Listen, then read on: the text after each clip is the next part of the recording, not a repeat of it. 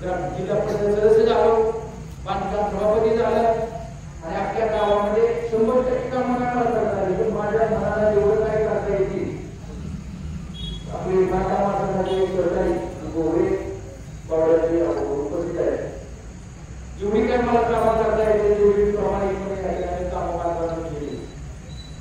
त्यामध्ये काय काय काम केले ही या ठिकाणी काम कधी उद्घाटनाला बोलावलं, कधी काय बोलावलं, काय आपल्याला जनतेच्या मनामध्ये आहे बरोबर.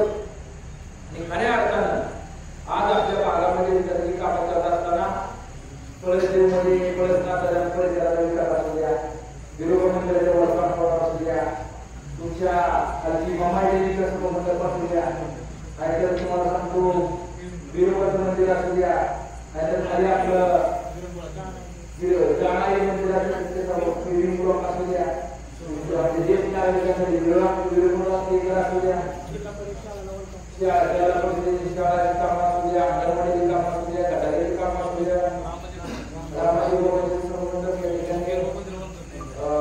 असू द्या. लक्षात नाही तेवढी कामं ही माझ्या पद्धतीने नाही दिली. लक्षात घ्या, आता काय वैयक्तिक पैसे नाही दिले, हे तुमचेच पैसे जे आपण सकाळी उठताना जी चालू होणार असतात. काय त्या दूध बेचला बेची यायची, दूध बसला बेची यायची, झोपेपर्यंत यायची लागतो आपल्याला. गव्हर्नमेंट गोळा करतात, परत ते आपल्या विकासासाठी या ठिकाणी खर्च करावा लागतो. आणि ती खर्च सूचना कोण करतात, खर्च करायचं मतदार करतात, लोकप्रतिनिधी काय करतो, मंजूर करतो. त्याचा अर्थ ते काही पैसे त्यांच्या काळात नाही, लोकांचेच पैसे लोकांना दिले. लोकांची काय अपेक्षा आहे की तो जो निधी आहे तो क्वालिटीचा व्हावा, गुणवत्तेचा व्हावा ही लोकांची अपेक्षा आहे. म्हणून येणाऱ्या काळामध्ये तुम्ही जर आशीर्वाद दिला तर आपल्या इंदापूर तालुक्यामध्ये विकास कामाच्या बाबतीत 1 नंबरची विकास कामं आपण आपल्या आशीर्वादाने 100% करू. कशाची आवश्यकता आहे? पळसदेव हे पुणे आणि सोलापूर नंतर चिपळूण नंतर सगळ्यात महत्वाचं गाव म्हणजे पळसदेव आहे. इथं प्राथमिक आरोग्य केंद्राची अवस्था अगोदर बांधकाम आरोग्य सभापती व्हायच्या अगोदर कशी होती तुम्ही कमिटी व्हायचे काय अवस्था होती? तिथं कशा पद्धतीने म्हणून आपण काम लागले जाऊ. तिथं सांगितलं आपण 2 हॉल काढले, मस्तरी दिल्या लावल्या, गोळ्या औषधं रुग्ण कल्याण समिती सुद्धा उपस्थित नव्हती. रुग्ण कल्याण समितीने आणल्या, लसी आपल्या सरपंचाच्या लसीत उपलब्ध असतात. शाश्वत आरोग्य सेवा मिळायला लागली की नाही मिळाली? ठीक आहे, 100% नसेल मिळाले. मस्तरी आरोग्याची आणखी सेवा असे प्राथमिक आरोग्य केंद्रामध्ये सगळ्या तालुक्यात करणं गरजेचं आहे आणि ती आपण आरोग्य सेवा करू. इंदापूर उपजिल्ह्याला गोरेगाव आरोग्य सेवा मिळते का? कुठल्याही जागतिक राज्याला मोफत आरोग्य सेवा मिळते का?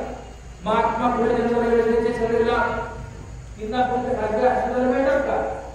सकाळी बारामतीला पुण्याला जावं लागतं का? जावंच लागतं. त्यामुळे ती सुविधा आपण आरोग्य सेवा इंदापूरमध्ये मिळवून देऊ. त्याचबरोबर या परिसरामध्ये उंची धरण बघा, धरण पडतं पावसाळ्यात गळा खाली सोडून देतात पाणी, म्हणजे ती टँक असल्यासारखे धरण करायचं तुम्ही आणि ती खाली सोडून द्या. अशी परिस्थिती या ठिकाणी उंची धरणाने करून देऊ. त्यासाठी त्याचं निवेदन या ठिकाणी असलं पाहिजे. त्या माने पडेल बरोबर आहे का? निवेदन नसलं 60% धरण मायनस खाली गेलं. किती लोकांना मला सांगा, किती लोकांना चाऱ्या काढाव्या लागल्या, पायपा वाढवायला लागल्या, मोटर टाकायला लागल्या, किती त्रास.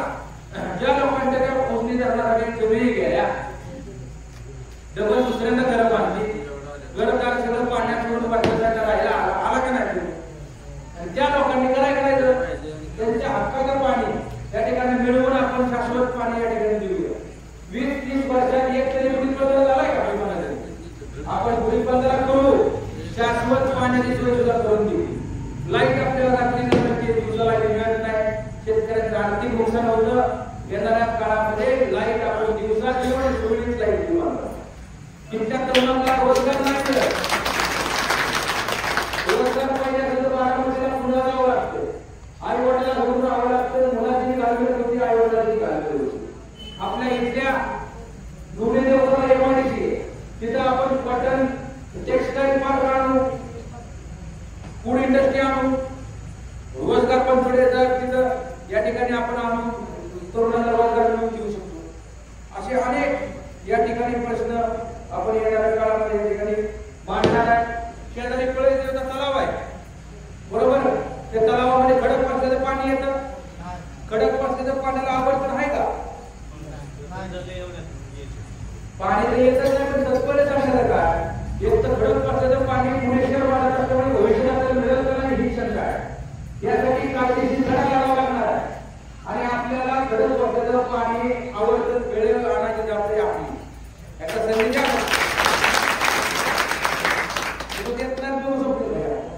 आपल्या हक्काचं पाणी, आपल्या हक्काचं पाणी जेव्हा धरण बांधलं गेलं त्या धरणाच्या बांधण्यामध्ये आपल्याला पाण्याचा हिस्सा ठेवला. मग आमचा तो हिस्सा टेन टू हेड मिळाला पाहिजे. कळसदेव तलाव असू द्या, भादरवाडी असू द्या, होळी असू द्या, धावी असू द्या, खाली दादरगाव असू द्या, पावसाळ्यात त्यांची शेतकरी या ठिकाणी भरून घेतली पाहिजे, जेणेकरून 5-6 महिन्याच्या शेतकऱ्यांना पाण्यासाठी फायदा होऊ शकतो. त्या तलावावरनं एखादी योजना त्या ठिकाणी व्हायला पाहिजे. वसारवाडी परिसरात किंवा या परिसरात एखाद्या आपण प्रयत्न या ठिकाणी मानवाला करू. असे अनेक प्रसंग आहेत ते आपल्याला करावं लागणार आहे. तुम्ही हर्षभावना संस्थेने 20 वर्ष, दत्ता मामाला मी दिली 10 वर्ष. एकदा मला द्या, तुमचा सेवक म्हणून काम करेल.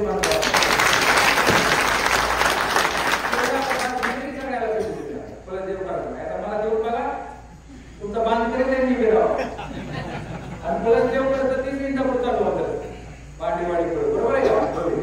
त्यामुळे खऱ्या अर्थानं येणाऱ्या 20 तारखेला तुमच्या आमच्या दृष्टीला उद्याचं तरुणांचं भविष्य बदलणारा मतदान लक्षात ठेवा. आता तरुणांनी जागा उघडलेले 5 दिवस फक्त राहिले. 5 दिवस पाहिजे. 5 दिवस तुम्ही मला द्या, आम्ही तुम्हाला 5 वर्ष देऊ. आता काही लोक आपल्या खूड पाडत्या, खोटं बोलत्या, आम्ही दाखवत्या, काही म्हणायला लागले. आता काही कशावर विश्वास ठेवू नका. आला लक्षात? फक्त किटली लक्षात ठेवली, बाकी काय लक्षात ठेवू नका. किटली आणि 19वा क्रमांक कुठे किटली?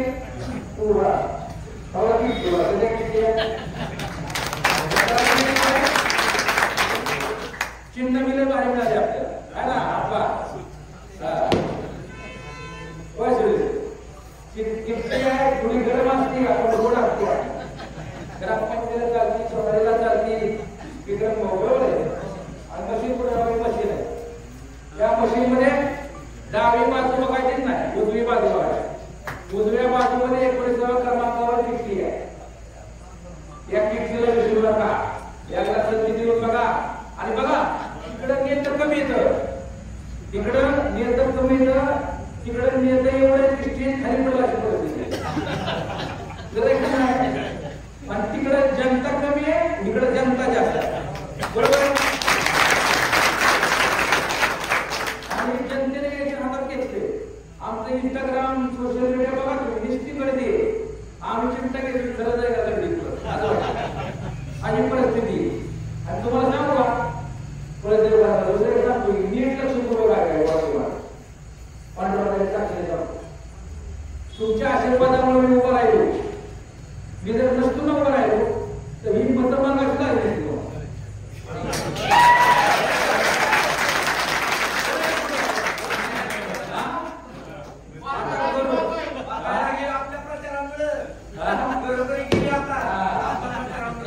बरोबर आहे का नाही? नाहीतर हे काय म्हणतात, आधे इधर आओ आधे उधर जाओ, बस संपवायची आपल्याला. बरोबर आहे का नाही?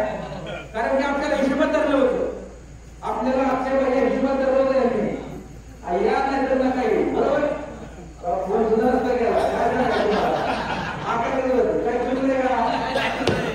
होय, आता काय वाटते? गारगार वाटते. आम्हाला मी तसंच होतं. तुम्ही तसं, आम्ही तसं, बरोबर आहे का? लोकांचं प्रेम आहे, लोकांची आपुलकी, लोकांनी परिवर्तन करण्याचं ठरवलं. आणि बांधवांना माझ्याकडे जादूची काढली का? 2 महिन्यापूर्वी पाठवलं मला सांगा, तिकडं त्यांच्याकडे 2 पक्ष आहेत, 2 चिन्ह आहेत, 2 नेते आहेत, 2 माजी मंत्री आहेत, सगळं प्रशासन त्यांच्या बाजूने आहे. गर्दी मात्र इकडे आहे. काय करणार सांगा बघ. अहो आपण राजाराम रामराम सुद्धा कोण झालं इकडे बघतात तिकडं. पण इकडं का गर्दी? लोकांना विश्वास आहे की परिवर्तन दिला काहीतरी काम करेल. का निर्णय घेतला? का निर्णय का घेतला? असं काय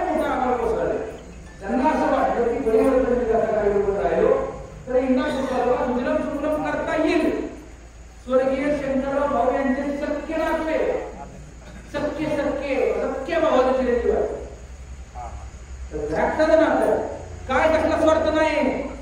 इंदापूर तालुक्याच्या विकासासाठी फक्त आपल्या बरोबर आले.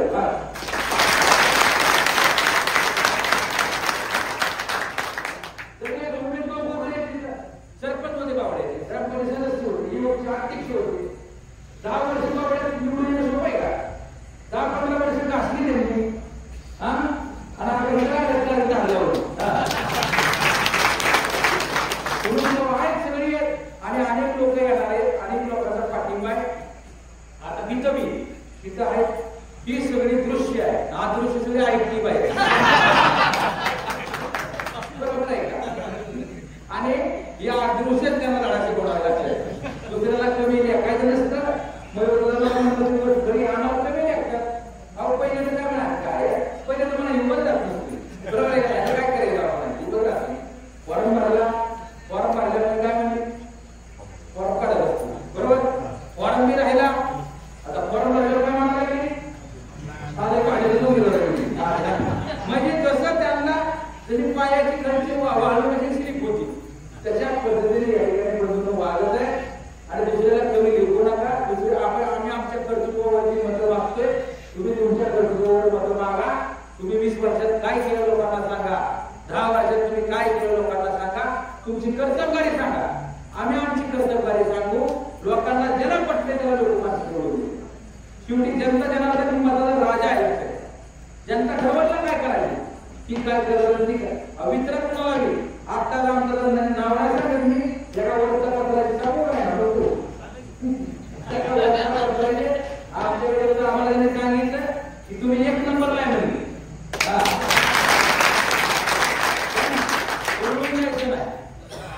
पुरळून जायचं नाही. जनतेच्या आशीर्वादानं आता आपण 1 नंबरला आहे. आपली दखल जनतेने घेतलेली लक्षात ठेवा.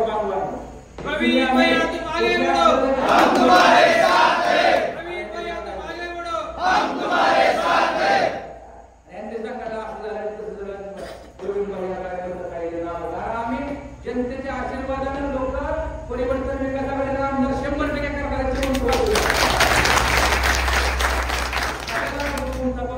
काय गप्पा मारायच्या का चला 30 वर्ष काय केलं आता 5 वर्ष माझ्या गप्पा आहे का? बरोबर कटला आणायच्या गप्पा 5 वर्ष आणि परत जेवढी काय कमी प्रयोग केलं सगळ्यांना दोघांवर केलं. आमच्यावर केलं पण आमच्यावर थोडं केलं. आता जरा थोडं जास्त इथं मी वर होतो करता परत जेवढी आपला आशीर्वाद आहे. सहकार्य इथं बऱ्याच महिला बचत गटात इथं काम करतात. या महिला बचत गटांमध्ये सुद्धा आपल्याला काम करावं लागणार आहे. तिथल्या बचत गटांना एक चांगल्या पद्धतीनं व्यासपीठ निर्माण करून द्यावं लागणार आहे. तिथल्या महिला बचत गटांना काय महिला बचत गट अशा आहेत महिला की ज्यांना पती नाही, त्यांची परिस्थिती गरीब आहे, त्यांना काहीतरी उत्पन्नाचं साधन आवश्यक आहे आहेत ना. अशा महिला बांधवांसाठी तुम्ही जर संधी दिली भविष्यात जो खर्चाला त्यांना शिलाई मशीन म्हणा, पिकोफॉल मशीन म्हणा, अगरबत्ती बनवण्याचं युनिट म्हणा, पंथी बनवायचं युनिट म्हणा, मेणबत्ती बनवायचं युनिट म्हणा, आपण त्यांना मोफत देऊ. सगळ्या महिलांना देऊ शकत नाही. आणि तुम्ही म्हणतात बोंबाला तू इथं गावात ते काय गरीब असते निकष करून तुम्ही तुमच्या आपण निकष जाऊन देऊ जेणेकरून महिला बघितला फायदा होऊ शकतो. चांगल्या ज्येष्ठ नागरिकांसाठी काम करूया. दिव्यांगांच्या योजना त्या घरापर्यंत पोहोचवूया. यशवंतची घरकुल त्या ठिकाणी आपण प्रत्येक गावात देण्याचा प्रयत्न करूया. आपल्या गावाचा गायराचा प्रश्न आहे त्यांच्यामध्ये आपण चांगल्या पद्धतीने काम करूया. इतर लोकांना स्वच्छ पाणी पिण्यासाठी देण्यासाठी आपण काम करूया. पळसमध्ये आणखी शहरालगतचं गाव असल्यामुळे विकासाची कामाची काय प्रगती असते ती मार्गी लावूया. पळसनाथाच्या आशीर्वादाने ज्या पळसनाथाचं मंदिर आपल्या इथे आहे त्या मंदिरामध्ये काय विकास कामं करता येतात. ते मंदिर कवर्गतीत होऊ शकतं. कवर्गत झालं तर तिथं पटवाची लोक होऊ शकतात. तिथं चांगलं पर्यटन स्थळ होऊ शकतं. शंभू महादेवाचं दर्शन घ्या. माणसं लाखो हजारो पुण्यावरून या ठिकाणी कुंभगावला येऊ शकतं का नाही. यांना संधी चांगल्या संकल्पना आहे. चांगल्या पद्धतीने काम करून आणणार. आता ही लोक काय म्हणतात आम्हाला जमीन देतात, काही लोक तर म्हणतात आम्हाला फिरूनच देणार नाही. आम्हाला आम्हाला जनता ठरवलं ना.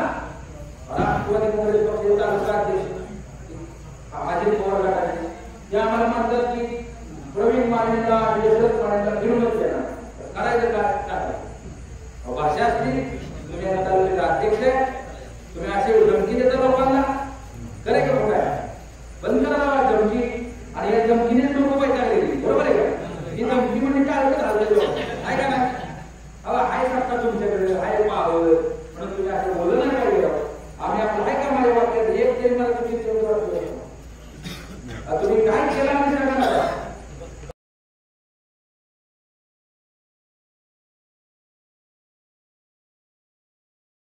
आपल्याला शेतकऱ्याला मिळणं गरजेचं आहे ती आपण घेऊया सबस्टेशन वाढवू आपल्या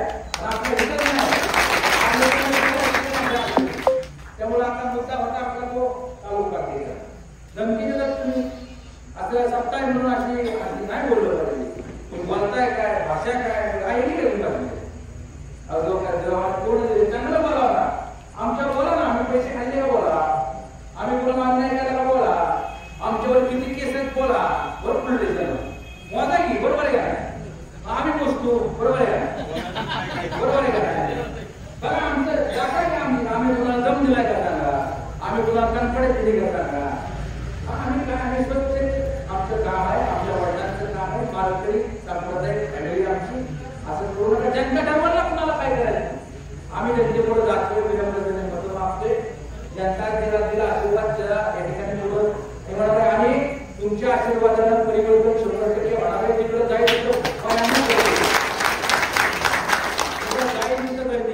एवढंच म्हणतात की परिवर्तन करायचंय आणि इंदापूर तालुक्यामध्ये एकच ध्यास आणि इंदापूर तालुक्याचा विकास हे लोकांनी बांधवांना या ठिकाणी ठरवलेलं आहे म्हणून येणाऱ्या 20 तारखेला टपाला बळी पडू नका मतदान घडवून आणा बाहेरचं मतदान विकून घ्या नाहीतर आता कसं होईल आयला कसं करायचं आता काय करायचं असलं काय डोक्यात आणा चांगल्या प्रकारे मतदान घडवून आणा आणि मागची ताकद दाखवा आणि आता इथे काय कळत तेवढा अडचणी वेळ कोण दम देईल कोण या ठिकाणी काय इमोशनल अत्याचार करेल कोण काय करतील तर कोणी काय दम बिम दिला तर आपलं गपचूप काम करा आमच्यासाठी वाईट काम नको पण गपचूप मतदान मात्र करा बरोबर आहे का अशी आपल्याला विनंती करतो 20 तारीख 5 दिवस आहेत फक्त 5 दिवस हे तुमच्या आपल्या दृष्टीने अतिशय महत्वाचे आहे कुठल्या कोण ठपाला बळी पडू नका कोण काय अपप्रचार करेल ही 1 नंबरला आहे 2 नंबरला आहे 3 नंबरला आहे अहो तुम्ही जेव्हा वाक्य प्रयोग केला ना की भाजपची बरोबर आहे त्याच दिवशी तुमचा पराभव व्हायला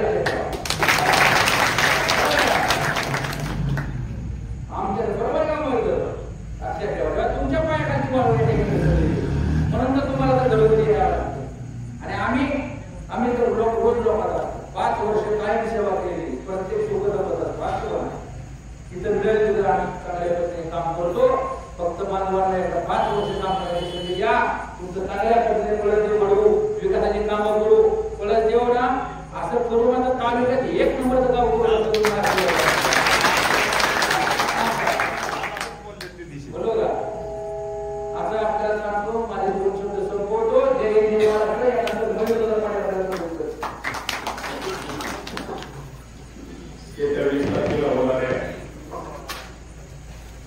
विधानसभेच्या निवडणुकीच्या निमित्ताने इंदापूर विधानसभा मतदारसंघाचे परिवर्तन विकास आघाडीचे उमेदवार प्रवीण भैया माने यांच्या प्रचाराच्या निमित्ताने आज आपल्या कळदेव गावामध्ये उपस्थित असलेले आमचे उमेदवार प्रवीण भैया माने बाबासाहेब चौरे उमेश बोगरे आमच्यासोबत असलेले सर्वच प्रमुख पदाधिकारी कार्यकर्ते आणि उपस्थित सर्व मतदारांबरोबर बोलू भैयांनी आता विस्तृतपणे त्यांच्या भाषणामध्ये त्यांना जर तुम्ही संधी दिली तर ते कसा काय पालन करतील या संदर्भातली माहिती दिली अतिशय विनम्रपणे दिली मित्रांनो या निवडणुकीमध्ये 3 उमेदवार प्रमुख सामना करत आहेत यामध्ये 2 आजी माजी आमदार आहेत जे 20 वर्ष मंत्री होते आणि दुसरे 10 वर्ष झाले आमदार आहेत आता फळदेव करून असतील मयूर पटेल पुण्यात इथं सभा घेतला परंतु आम्ही प्रवीण भैया मानेंना का पाठिंबा दिला याची कारणं आम्ही मीडियात पुढे आपण बघितली असतील त्या दिवशी पत्रकार परिषदेत घेऊन सांगितलेले की पुन्हा सांगून मी आपला वेळ घेणार नाही आता कळीचा मुद्दा एवढाच आहे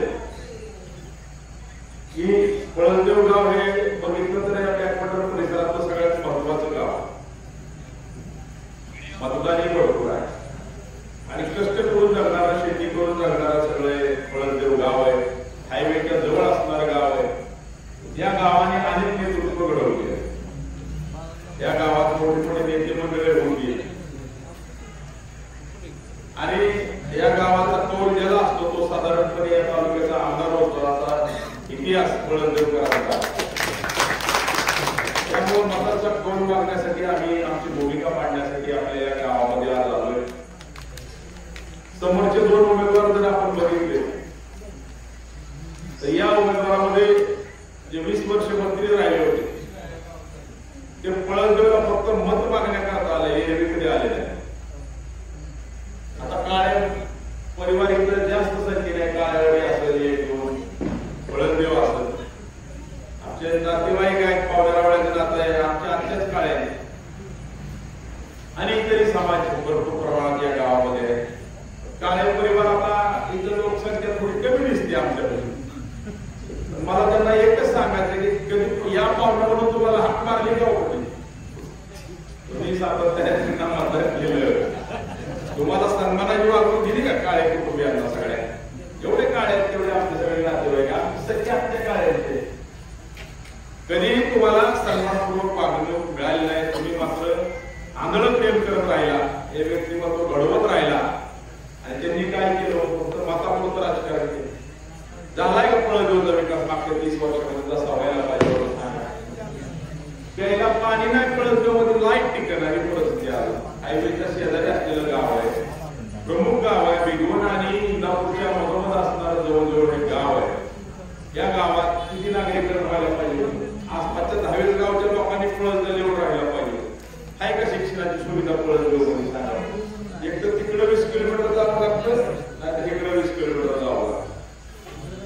कॉलेज तुम्ही इथं काढलं नाही, काढायचं नाही. एखादं कॉलेज या ठिकाणी चांगलं मोठं, या ठिकाणी कुठलंही विकासाचं काम केलं नाही. तिथल्या मुलांच्या हाताला रोजगार नाही. तिथली बरीचशी मुलं बारामतीला कामाला जातात, पुण्याला कामाला जातात, इंदापूरला कामाला जातात आणि या भागाचं जर आपण अर्थकारण बघितलं केवळ कर्मयोगी कारखाना हा एवढाच एक मोठा उद्योग या ठिकाणी आणि त्याच्यावर आपलं जीवनमान अवलंबून आणि हा कारखाना ज्यांच्या ताब्यात आहे. खरं तर हा कारखाना कोणी काढला होता? स्वर्गीय भाऊंनी काढला. या भागातील शेतकऱ्यांचं जीवनमान बदलवण्यासाठी स्वर्गीय भाऊंनी कर्मयोगी कारखान्याची निर्मिती केली. जोपर्यंत भाऊ होते तोपर्यंत कारखाना व्यवस्थित चालला. आम्ही काय या ठिकाणी टीका करायला उभा राहिलो का? पहिली गोष्ट आम्ही फक्त ज्या त्यांनी चुका केल्या त्या तुमच्या समोर आणण्याचा प्रयत्न करतोय. आज कारखान्याची काय अवस्था? तुमचा ऊस वेळेवर जातो का? बिन वेळेवर मिळतं का? चांगला भाव मिळतो का? कारखान्यात तुम्हाला मान सन्मानाची वागणूक मिळते का? सांगा. चेअरमनचा ऑफिस कुठे आहे? तुम्ही सांगा. काय नवीन बदल केलाय? भावांचा पुतळा सुद्धा हलवला आणि पुतळ्याची सुद्धा तुम्हाला अडचण व्हायला लागली. या माणसाने एवढं मोठं विश्व उभा केलं, त्याच्या पुतळ्याची तुम्हाला अडचण व्हायला लागली. उभा कशाला केला मग तुम्हाला एवढा प्रॉब्लेम? आदरणीय भावना दैवत मात्र चालू का? तुमच्या मुलाच्या मनात आलं तर तो पुतळा सुद्धा बाजूला सरकवला. आणि कशासाठी या गोष्टी करतात? जनता माफ करणार नाही तुम्हाला. शंकरराव बाजीराव पाटील तालुक्याचे दैवत होते, त्यांनी तुम्हाला घडवलं. 95च्या अगोदर तुम्हाला कोण कुत्र तरी ओळखत होतं का तालुक्यात? तुम्ही आज आम्हाला सांगताय तुमच्यामुळे आमची ओळख आहे. तुमची ओळख सुद्धा शंकरराव बाजीराव पाटलामुळे आहे, विसरू नका तुम्ही. त्यांची किती काय केलं मत जायचं? मला सांगा, तुम्ही एवढं मोठी सत्ता भावना तुमच्या हातात दिली, कर्मयोगी कारखाना उभारण्यात संवर्धन पाटलांचा काय संबंध? मला सवाल आहे. काय योगदान? एक गौरीचा सुद्धा संबंध नाही. आम्हाला म्हणताय आम्हाला मान सन्मान दिला, पद दिली ना, आम्हाला सोडून गेला तुम्ही. आयची संस्था तुम्ही ढाकलेली, नीट तरी चालवायची मग. आणि कारखाना काय त्यांच्या मालकीचा नाही. पहिली गोष्ट मला सभासद आहे आपण सगळे तुम्ही शेअर दिले म्हणून कारखाना उभा राहिला. कारखाना तुमच्या मालकाचा आहे, सभासदाच्या मालकीचा आहे, फक्त त्यांच्या ताब्यात आहे तो कारखाना. तुम्ही हा गैरसमज काढून टाका. कारखाना त्यांचा आहे. इलेक्शन काय लावून देत नाहीत कारखान्याचं? सांगा मला. इलेक्शन लागले की त्यांना माहित आहे सभासद व्हायला लागलेला आहे, त्याच्या प्रपंचाच्या नाकामुळे व्हायला लागलेले आहे. 100% कारखाना त्यांच्या ताब्यात झाला. त्यामुळं आधी आमदारांचं सुद्धा काम होतं, आज शेतकऱ्याच्या घरावर वरवंटा फिरवायचं काम होतं कारखान्याच्या माध्यमातून. तोंड बघून दिली जाते का नाही? संचालक मीटिंग धरतात का नाही तुम्हाला? सांगा मला तुम्ही. संचालकाला काय अधिकार आहे तिथे? भजी खायला मिळत होती ती बंद झाली आम्हाला. काय त्यांना अधिकार नाही? रुबाब गाजवायचा इथे यायचे, भजीचे कपडे घालायचे. त्यांना गेटचे आज सुद्धा घेत नाही. त्यांचं केबिन वेगळं आहे. काय कारभार चाललेला असतो त्यांना माहित नाही. स्वाभिमान दाखवा जरा. माझी विनंती आहे संचालकांना. आम्ही दाखवला, दिलेच त्यांना सोडून आम्ही 2 मिनिटात. चुकीचं वागायला लागला, स्वर्गीय भावांच्या विचाराला तिला जन्म द्यायला लागला, 2 मिनिटात त्यांचा विषय आम्ही सोडून. आम्हाला कुठल्या सत्तेचा मोह नाही. मागची 10 वर्ष झालं तर पुढे सत्तेवर आहे. तुमच्याबरोबर राहिलो ना आम्ही, कुटुंब म्हणून, कार्यकर्ते म्हणून. तुम्ही काय वागणूक दिली आम्हाला सगळ्या कार्यकर्त्यांना? बरं, आमच्या वागणुकीत सोडावं, आमच्या वागणुकीत जाऊ द्या. लोकांसाठी काय केलं तुम्ही 10 वर्षात? किती वेळा पळदेवमध्ये आले? पाहुणेरा वेळे आहेत ना तुम्ही, मतदार आहे ना त्यांचे? कुठल्या माहितीला आले सांगा? या 6 महिन्यात मला सांगू नका. आता कोण कुठे जात त्यांची व्हिजिट असते. व्हिजिट किती बी जवळचा कार्यकर्ता मरू द्या, त्याच्या मैत्रीला धरला कधी सांत्वन करायला 15 दिवसांनी माहिती दुःखात बाहेर निघल्यावर माणूस व्हिजिट करायला काय, तुम्ही काय त्याला काय पेशंट समजतात, तुम्ही स्वतःला काय डॉक्टर समजतात? अरे प्रेमाचं नातं असतं कार्यकर्ता आणि नेत्यामध्ये. तुम्ही ते नातं ठेवलं नाही. लोकांनी तुम्हाला ओळखलंय. आता बरेचसे लोक ऐकतात बाहेर नाता असल्यामुळे बरेच जण आले नाहीत. पण मला माहित आहे भाईंचं काम काय आहे. तुम्ही प्रवीण भाईवर प्रेम करणारे मंडळी. मला एवढं एकच सांगायचं की ते 2 उमेदवारांमधल्या एक जणाचा बाजारच पूर्णपणे होऊन गेला. लोकांना जन्मत संपलेला विषय आहे त्यांचा. तुम्ही भरपूर त्यांना मतदान दिलं यापूर्वी. इथनं पुढे पळदेव करायची हिंमत होणार त्यांना मतदान करायची, कारण त्यांनी सत्तेचं राजकारण चालू केले आहे. आणि जे आता आजी आमदार आहेत त्यांचा काय इतिहास आहे? एक तर त्यांनी विकासाची कामं कुठलीच केली नाही. चौक रस्ता करण्याशिवाय. रस्ते कुठले केले तुम्हालाही माहिती आहे. रस्त्याची क्वालिटी काय? रस्ते केले ठेकेदार जगवण्यासाठी, कार्यकर्ता त्यांचा जगवण्यासाठी. कॉन्ट्रॅक्टर तयार करायची फॅक्टरी आहे. फॅक्टरी रस्ता हाताने उचकडतो. एक फिरायचं म्हणले कुत्र्याने रस्ता उचकट. कॉन्ट्रॅक्टरला कुत्र्यावानी मारा तुम्ही. कुत्र्यावर आणताच्या बिचाऱ्या मुख्य जनावरावर ज्यांनी रस्ता केला आणि कुत्री जर पायाने रस्ता त्या ठिकाणी उचकटत असतील तर कुत्र्याचा अपमान करू नका. तुम्ही त्या ठिकाणी कुत्र्यावर आणू नका. पुन्हा कोणाला दोष द्यायचा? तुमच्या कर्माला दोष द्या. तुम्ही फक्त कोंबड्या भरायची कामं केली आणि हदवादाची कॉम्पिटिशन लागली. त्यांनी म्हणाला तू भ्रष्टाचार केला. त्यांनी म्हणाला नाही नाही मी थोडाच केला, तू जास्त केला. अरे काय लोकांना घेणं केलं? तुम्ही काय केलं? लोकांचा विकास झाला, विषय संपला. लोकांच्या अडचणी आरोग्याच्या संदर्भातले, लाईटच्या संदर्भातले, ऊसाच्या संदर्भातले, शिक्षणाच्या संदर्भातल्या सुविधा निर्माण करून दिल्या. लोक काय तुम्हाला गरीब दारी मोडा म्हणतात काय? तुम्हाला लोकांच्या काय अपेक्षा असतात? लोक मतदान तुम्हाला अपेक्षेने करतात, परंतु तुम्ही लोकांचाही विचार करताय. आता काय झालं? कर्मयोगी कारखान्यात 3.5 वर्षापूर्वी इलेक्शन झालं. आता हे म्हणजे काय करून बिनविरोध करा म्हणजे इलेक्शन लागलं तर सभासद काय ताब्यात ठेवा. मग आपलं राजकारण कसं होईल? मग आम्ही त्या ठिकाणी आम्ही ज्या प्रतिनिधी भेटत होतो त्यांनी नाकारून दाखवावं. त्यांनी उमेदवार पुढे आणतो ज्यांचा फॉर्म मी काढलाय. माझ्याकडे बघून फॉर्म काढला 3 जणांनी. फॉर्म काढत नव्हती लोक हे त्यांनी नाक बघून करून दाखवावं. ती माणसं तुम्ही स्टेजवर असो. आम्हालाही वाटलं स्वर्गीय भावची शेतकऱ्यासाठी काढलेली संस्था आहे, इलेक्शन लागलेलं विनाकारण खर्च होईल. अगोदर संस्था मोडकळीत आली. अजून त्यामध्ये अजून शेतकऱ्याचा सीझन नीट झाला पाहिजे. त्यांनी कारखान्याच्या भरोश्या ऊसाची लागवड केली, त्याचा ऊस गेला पाहिजे म्हणून आम्ही प्रयत्न केले. आता काय झालं? कर्मयोगी कारखाना जो आहे या कारखान्यावर सभासदांचं नितांत प्रेम असलेला कारखाना. म्हणजे असं प्रेम मी कुठं बघितलं नाही. कारखाना चालत नाही, दर देत नाही, वेळेवर पेमेंट करत नाही, तरी या बॅकवर्ड परिसरातली मानसिकता कारखान्याला म्हणजे ते आई वडिला समान मानतात. कर्मयोगीला दोष घालतात. तरी चेअरमनकडे बघून घालत नाही. त्या कारखान्याच्या जीवावर आपला प्रपंच आहे म्हणून करतात. परंतु त्यांची हेडसाळ झाली आणि तिथं काम करायला मिळावं ही माफक अपेक्षा कार्यकर्त्यांची असते. स्वाभाविक आहे. कार्यकर्ता खाली काम करतो, त्यालाही वाटतं एखादं पद मिळावं, शेवटी आपल्यालाही मान सन्मान मिळावा, एवढ्या मोठ्या संस्थेत काम करण्याची संधी मिळावी म्हणून कार्यकर्ता खाली काम करत असतो. असंच त्या इलेक्शनला शेकडो लोक इच्छुक झाले. शेकडो. जागा 18-20 आणि माणसं झाली 70-80 इच्छुक.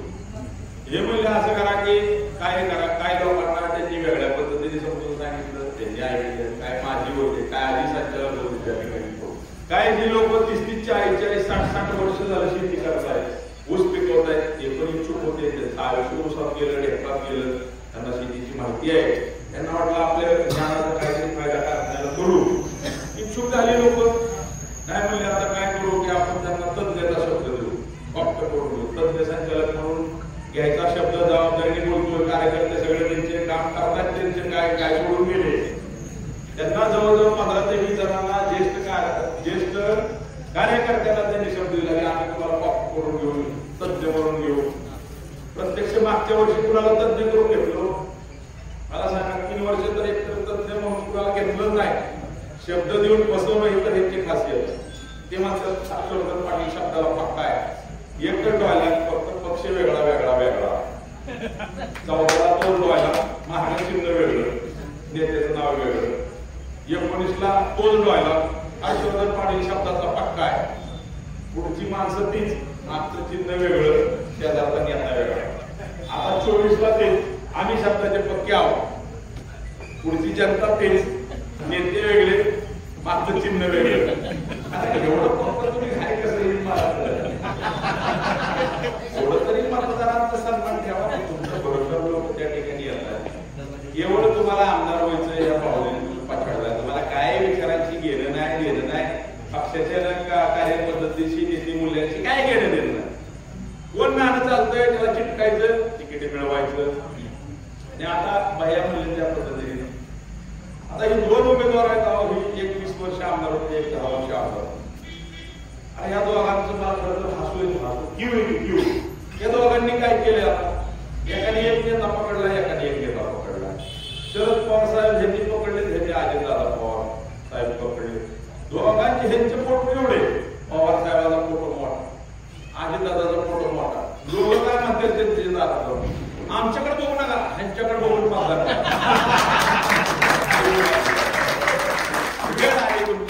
राजा सगळं बघतोय. तुमच्या चेहऱ्यावर मत मिळू शकत नाही, कारण तुम्हाला पुरतं ह्या जनतेने ओळखलं आणि तुम्हाला तुमचा बाजार मतांचा उठलेला आहे.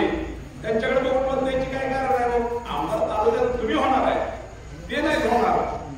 त्यामुळं आणि पुन्हा म्हणायचं सगळं करून आम्ही अदृश्य काम केलं. काय बघताय एक तर लोकसभेला पवार साहेबांच्या मुलीच्या विरोधात तुमचं घरदार पळत होतं. ही 2 पोरं, त्यांना दम नव्हता त्या सुप्रियाताईच्या विरोधात भाषण करताना. होता का दम? आता अजित पवारला जीव घातला, खाऊ घातला, खांद्यावर घेतलं. एवढा अजित पवारांच्या पुढं केलं, त्यांनी करायचं केलं. बरोबर आहे. ते म्हणले 14ला अपघात झाला, 19ला अपघात झाला. अरे तुमचं एवढा अपघात होत्यात तर ड्रायव्हर बदला ना तुम्ही. अपघात झालाय म्हणत नाही की मी पडलो बाबा, माझा पराजय झाला, लोकांनी मला नाकारलं. कधीही शब्द तोंडात अपघात झाला, अपघात झाला. एवढा अपघात होतोय, तुम्ही काळजी घ्या, जरा व्यवस्थित चालवा कारभार. कशा अपघात लायसन्स काय होतं? लायसन्स ते डुप्लिकेट नव्हतं, लायसन्स ओरिजिनल होतं. पण स्वर्गीय शंकरराव बाजीराव पाटलाच्या शिफारसीने मिळालेलं लायसन्स.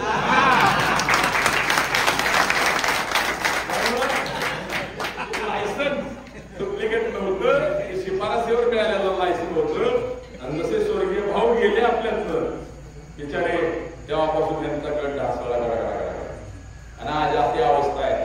3ऱ्या क्रमांकावर ते गेले. त्यांनी काय भाषण केलं?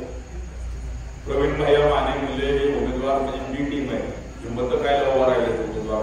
भाजपने ह्यांना उमेदवार केले. मी याचा उल्लेख त्याच्यासाठी करतोय की तुमच्या सुद्धा गावातल्या कुठल्या तरी रस्त्यावर ते चालते ना, चालणाऱ्या माणसाने त्यांना सांगितलं की ते म्हणले मला कळलं जाईल, माणूस भेटला ती म्हणला भैया भाजपचे उमेदवार पंचा माणूस आहे, तुम्ही शोधा. तुम्ही 20-20 वर्ष मंत्री झाले, एवढ्या जबाबदार पदावर काम केलं. कोण बोललं म्हणून तुम्ही जाहीर भाषणात सांगता, एक तर कोण बोललंच नाही, माझा खेळ आणि तुम्ही अशी बालिश वक्तव्य करताय. याचा अर्थ आहे की तुम्ही प्रवीण भैयाच्या उमेदवारीचा धसका घेतला. दुसऱ्याने काय केलं? माझे आधी आमदार जे आहेत बर्णे मामांनी तर करच केला. एक तर तालुका अध्यक्ष म्हणजे फिरवलं येणार आणि बर्णे मामा तळायला शेजारी. दादागिरीला कोण बेग जाणतो? लोकशाही सर्वांना समान अधिकार आहे. ज्या गावच्या बाबळे असतात त्या गावच्या बोरी असतात. आम्हाला म्हणतात आमच्या मागे कोण नाही. तुमच्या मागे कोण आहे? तुमच्या महाग लोक असतात तर तुम्ही निवडून आला असता. ही लाख मतं माझी लाख मतं, लाखाची आता वजाबाकी किती झाली कळत ते विस्तार केला तुम्हाला. तुम्ही 3 वेळा त्यांनी तुमच्यावर प्रेम केलं, तुम्ही फक्त मताचं राजकारण केलं आणि बर्णे मामांनी काय केलं बाबा राष्ट्रवादी काँग्रेस पक्ष अजित पवार त्यात मी 2 ऐकले बाबा. त्या अजित पवार गटाने काय केलं, आता शेवटची सांगता सभा हा विषय महत्वाचा असतो का नाही विधानसभेला मला सांगा. एक विचारमंच असतो, सगळा कार्यकर्ता गावागावात फिरलेला असतो, प्रचार केलेला असतो आणि शेवटचं संबोधन त्या ठिकाणी असतं, त्यातनं प्रेरणा घेऊन काय करतं कामाला. त्यांनी काय केलं, मार्केट कमिटी त्यांच्या ताब्यात आहे, मार्केट कमिटीची जागा बुक केली त्यांनी शेवटच्या सभेला. बरं कर नका ठीक आहे, आम्ही मागेल म्हणून तहसील कचेरीच्या शेजारची जागा बुक केली, तिथं म्हणले हळदी कुंकाचा कार्यक्रम. आता नेता एकच येणार आहे, अजित पवार येणार असतील मला माहित नाही. नेता एक नेता 2 ठिकाणी कसं कार्यक्रम करणार मला सांगा एकाच वेळेस. मग बाया हे हळदी कुंकू करणार सभा कोण आहे? केवळ आम्हाला ग्राउंड मिळवलंय, त्या ठिकाणी चांगली सभा होते, प्रवीण भैयाचे वातावरण तापलंय, सभेला गर्दी झाली, लोकांमध्ये आपला बाजार उठलेला नाही, शिक्कामोर्तब त्याच दिवशी होईल 18 तारखेला. 20 तारखेच्या इलेक्शनची गरज पडणार नाही म्हणून आम्हाला जागा सुद्धा मिळवून दिली. आम्ही तर काय कच्चे आहे का? आम्ही स्वर्गीय भाऊच्या तालमीत तयार झालोय, मानेनगरच्या तालमीत प्रवीण भैया तयार झाले, लगेच त्या शेजारचं ग्राउंड आम्ही घेतलं. प्रियदर्शनी स्कूल जी आहे तहसील कचेरीच्या मागची दूध संघाच्या समोरची 500 फुटावर मिळालं ना ग्राउंड. तुम्ही गाव चिन्ह सुद्धा मिळून दिलं ना आम्हाला, तुम्ही किटली इथं चिठ्ठ्या टाकून प्रवीण भैयाला चिन्ह मिळेल, कुठल्या तरी एका उमेदवाराला अर्ज करायला लावला किटलीचा. ऑलरेडी प्रवीण भैयाने पहिलाच फॉर्म काढला होता किटलीचा, दुसऱ्याला मारायला लावला. तो उमेदवार बी नाही तिथं हजर चिन्ह वाटताना, तो त्याचा प्रतिनिधी बी नाही. ह्यांनीच अर्ज तयार करून दिला की आम्हाला किटली मिळावं त्याच्या नाव. रेड्डीचं नाव आणखी आहे, आपले पांढरे साहेब बरोबर निवडणूक निर्णय अधिकारी आहेत. कॅमेरा समोर सांगतो जरा पारदर्शकपणे काम करा, तुमची तक्रार आम्ही निवडणूक आयोगाकडे करू. काम केलंय, आता तुम्ही बर्णे मामाच्या हस्तक झाला काय? त्या दोघांचं ऐकून काय 3ऱ्या लोकांचा तुम्ही काय कचरा करायला आला काय? तुम्ही पारदर्शकपणाने पांढरे साहेब आपण काम करावं अशी आम्ही विनंती करतो. ही लोकशाही आहे. तुम्ही या तालुक्यात सरकारचे प्रतिनिधी म्हणून आलाय, तुम्ही कुणाचे ह्या दोघांचे प्रतिनिधी म्हणून काम करू नका. आम्हाला चिठ्ठी का टाकायला लावली, त्यास प्रायोरिटी द्यायला पाहिजे होतं नाही. सोबत तो उमेदवार हजर नाही, त्याचा प्रतिनिधी हजर नाही, चिठ्ठी टाकली काय झालं, पाहियाला किटली मिळाली.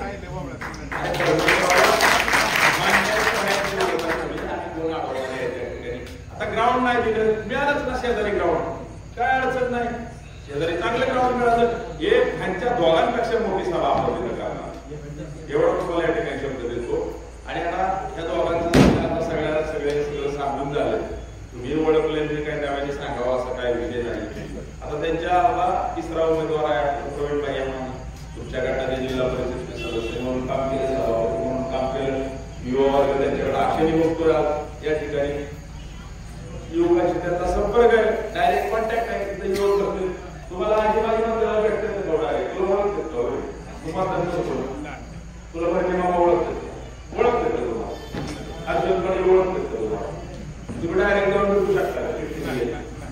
आणि मग ते यायला लागतं 7-5 माणसाला ज्यांनी 5-4 वेळा मतदान केलं, म्हणजे तिथं तुम्हाला ऍक्सेस नाही, तुम्ही जाऊ शकत नाही.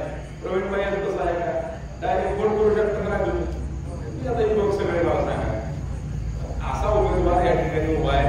सोनाई उद्योग समूहाच्या माध्यमातून क्रांती केली तालुक्यामध्ये, 10,000 लोकांना रोजगार दिलाय. आता अशी जर माणसं निष्ठुर माणसं राजकारणात आली, त्यांना काय कमवायचंय का होतं राजकारणात? कमिशन खायचंय का, काय करायचं? काय करायचं नाही, त्यांना लोकांची सेवा करायची. एक जण सहकार सम्राट आहे, दुसऱ्याचं नाव तर मिस्टर 10% ठेवलं, मिस्टर 10%, 10% मिळालं बाद झालं. काय तिकडे तुमचं काय कमायचं? मिस्टर 10% आहे आणि एक सहकार सम्राट आहे, जी की सहकाराची पूर्ण वाट लावली तालुक्यामध्ये. त्याची नवी पिढी कुणाचा सन्मान ठेवत नाही, काय घरचं भांडण नाही.